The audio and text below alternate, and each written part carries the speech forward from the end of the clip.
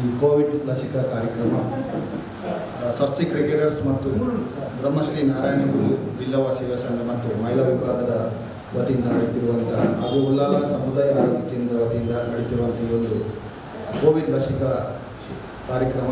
ಇವತ್ತಿನ ಕಾರ್ಯಕ್ರಮಕ್ಕೆ ನಮ್ಮ ಆತ್ಮೀಯರಾದಂಥ ಮಹಿಳಾ ಅಧ್ಯಕ್ಷರು, ನಿಕಟಪೂರ್ವ ಜಿಲ್ಲಾ ಪಂಚಾಯತ್ನ ಅಧ್ಯಕ್ಷರಾದಂಥ ಶ್ರೀಮತಿ ಧನಲಕ್ಷ್ಮಿ ಗಟ್ಟಿಯವರು ಆಗಮಿಸಿದ್ದಾರೆ. ಇವರಿಗೆ ಎರಡು ಸಂಸ್ಥೆಗಳ ಆತ್ಮೀಯವಾಗಿ ಅವರನ್ನು ಸ್ವಾಗತಿಸಿದ್ದೇವೆ. ಸ್ವಾಗತಿಸಿ ಅವರನ್ನು ಸ್ವಾಗತಿಸ್ತೀನಿ. ಇವತ್ತಿನ ಈ ಒಂದು ಕಾರ್ಯಕ್ರಮದಲ್ಲಿ ಚುಟುಕಾಗಿ ಎರಡು ಮಾತನಾಡಬೇಕು. ಶ್ರೀಮತಿ ಸ್ವಚ್ಛ ಭಾರತಿನ ನೆಲೆಯಲ್ಲಿ ಬಯಲು ಮುಕ್ತ ಶೌಚಾಲಯ ಎಂಬುದನ್ನು ಕೂಡ ಘೋಷಣೆ ಮಾಡುವಲ್ಲಿ ಇಡೀ ರಾಜ್ಯದಲ್ಲಿ ನಮ್ಮ ಜಿಲ್ಲೆ ಮುಂಚೂಣಿಯಲ್ಲಿದೆ. ಅದಕ್ಕೋಸ್ಕರ ಕೂಡ ಇವತ್ತು ರಾಜ್ಯದಿಂದ ಕೂಡ ನಮಗೆ ಪುರಸ್ಕೃತವಾಗಿದೆ. ಇಂಥ ನಿಟ್ಟಿನಲ್ಲಿ ನಮಗೆ ಈ ಕೊರೋನಾ ಎಂಬ ಒಂದು ಮಹಾಮಾರಿ ದೊಡ್ಡ ಕಾಯಿಲೆ ಅಂತ ಏನು 2 ವರ್ಷದಿಂದ ನಾವು ನೋಡ್ತಾ ಇದ್ದೇವಾ, ಇಂಥ ಒಂದು ನಿಟ್ಟಿನಲ್ಲಿ ಬಹಳಷ್ಟು ಕಷ್ಟಗಳು, ಸಂಕಷ್ಟಗಳು, ಮರಣಗಳು ಸಂಭವಿಸಿದೆ. ನೀವು ಇಡೀ ವಿಶ್ವವನ್ನೇ ತಗೊಂಡಾಗ ನಮ್ಮ ದೇಶದಲ್ಲಿ ಅಥವಾ ವಿಶ್ವಕ್ಕೆ ಈ ಕಾಯಿಲೆಗಳೇನು ಹೊಸತ್ತಲ್ಲ. ನಮ್ಮ ಹಿರಿಯರ ಕಾಲದಿಂದಲೂ ಕೂಡ ಬೇರೆ ಬೇರೆ ರೀತಿಯ ಕಾಯಿಲೆಗಳು ಬರ್ತಾ ಇದೆ. ಒಂದಷ್ಟು ಮನೆಮದ್ದುಗಳು, ಆಯುರ್ವೇದಿಕ್ ತತ್ವಗಳ ಒಂದು ಮೂಲಕ ಈ ಎಲ್ಲ ಕಾಯಿಲೆಗಳನ್ನು ನಡೆಸ್ತಾ ಇದ್ದೇವೆ.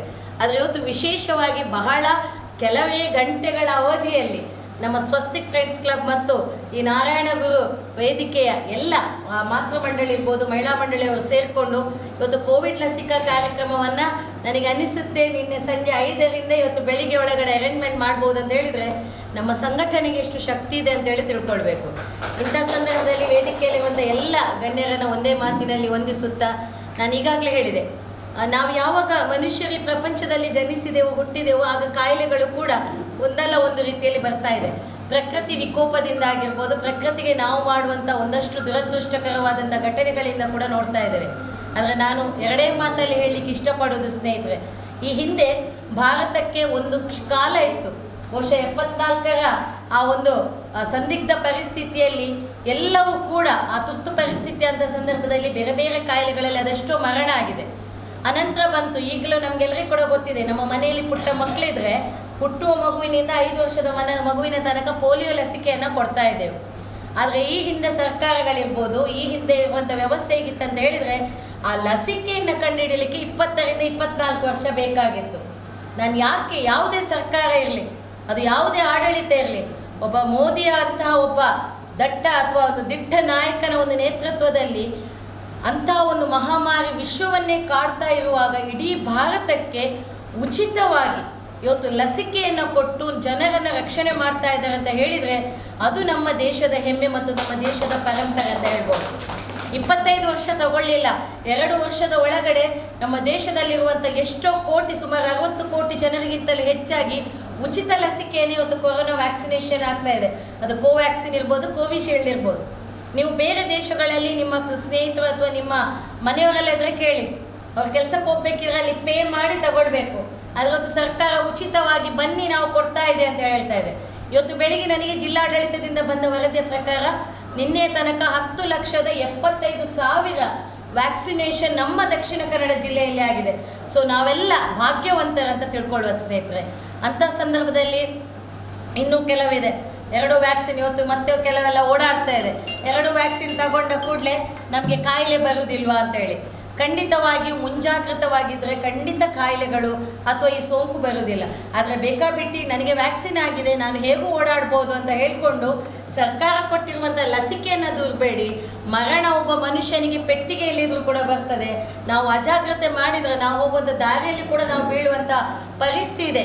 ನನಗೆ 2 ವ್ಯಾಕ್ಸಿನೇಷನ್ ಆಗಿದೆ ಅಂದ ಸ್ಟೀಲ್ ಬಾಡಿ ಅಂತ ಹೇಳಿಕೊಂಡು ಸುತ್ತಾಡಿಕೊಂಡ್ರೆ ನಮ್ಮ ಬಾಡಿಯಲ್ಲಿರುವಂಥ ನರ್ವ್ಸ್ಗಳು ಕೇಳಬೇಕಲ್ವ ನಮಗೆ.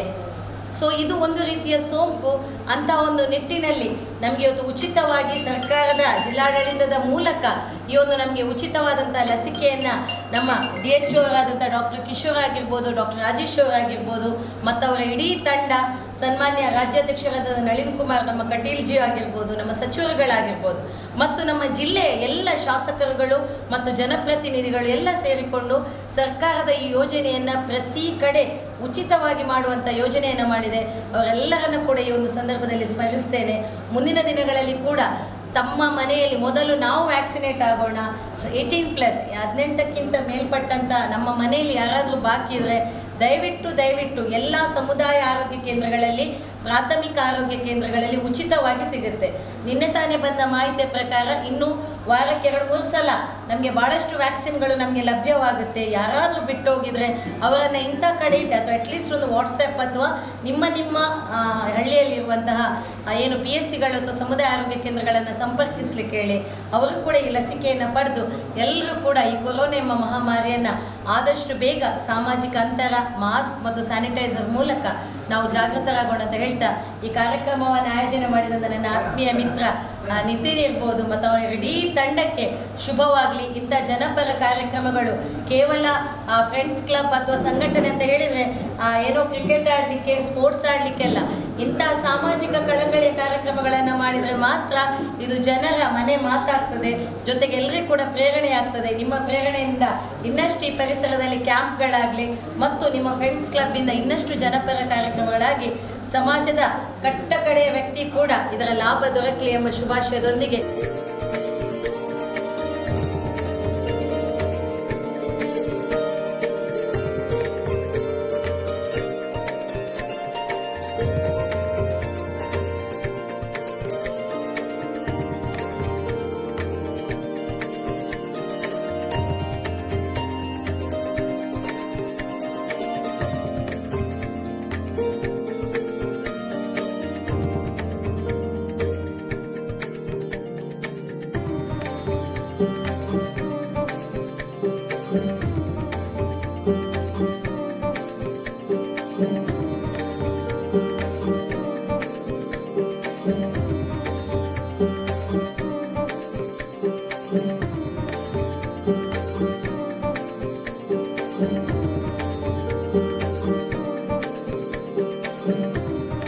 ಅವರಿಗೆ ಧನ್ಯವಾದಗಳು.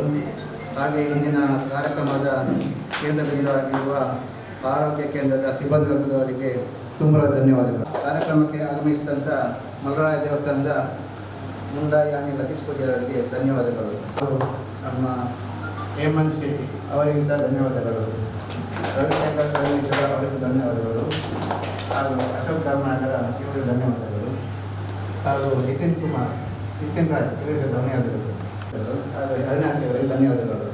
ಮತ್ತು ನಮ್ಮ ಫಿಸಿಯೋಥೆರಪಿ ಸಹಕರಿಸಿದ ಎಲ್ಲ ಸಿಬ್ಬಂದಿಗಳಿಗೂ ಧನ್ಯವಾದಗಳು. ಹಾಗೆ ನಮ್ಮ ಬಸವರಾಮ ಆಸಿಫ್ ಅವರಿಗೆ ಧನ್ಯವಾದಗಳು.